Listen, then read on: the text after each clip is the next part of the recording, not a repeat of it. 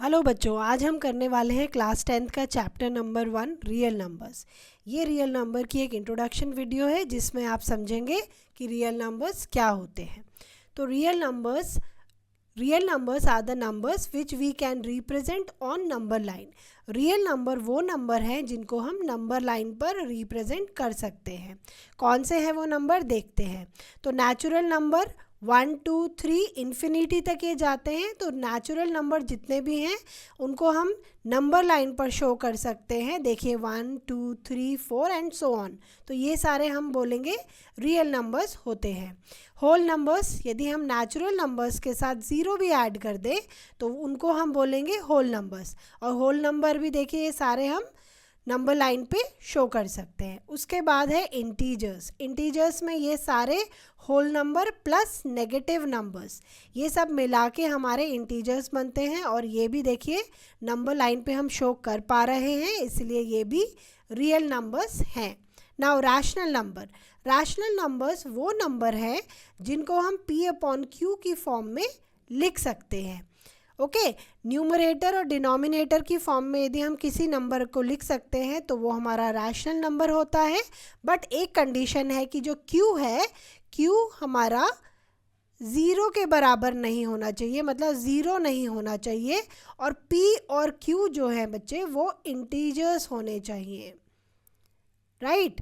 तो यदि हमारे इंटीजर्स हैं P एंड Q और जो Q है वो ज़ीरो नहीं है तो वो नंबर हमारे रैशनल नंबर हो जाते हैं। चलिए एग्जाम्पल देखते हैं। जैसे हम लिखें यदि 3/4, बच्चे 3/4 में आप चेक कीजिए P/Q की फॉर्म में है।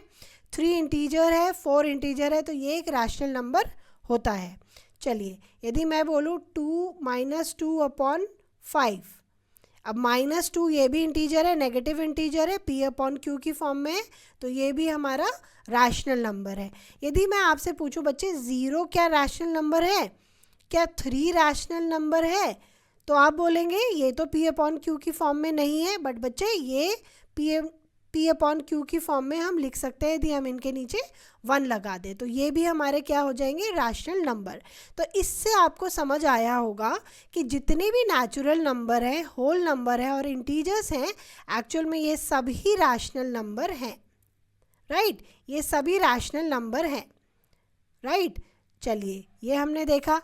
अब आते हैं हम इरैशनल नंबर्स पे। इरैशनल नंबर्स कौन से नंबर हैं बच्चे? इरैशनल नंबर वो नंबर्स होते हैं जिनको हम P/Q की फॉर्म में नहीं लिख सकते, राइट। P/Q की फॉर्म में जिनको लिख सकते हैं वो तो हो गए रैशनल नंबर, और जिनको नहीं लिख सकते वो है इरैशनल नंबर। अब ऐसे कौन से नंबर हैं जिनको हम P/Q की फॉर्म में नहीं लिख सकते? तो बच्चे जैसे आपका हो गया √2, राइट, √3। रूट के अंदर यदि कोई भी यहाँ पे प्राइम नंबर है वो आपका पक्की तौर पे इरैशनल नंबर होगा, राइट।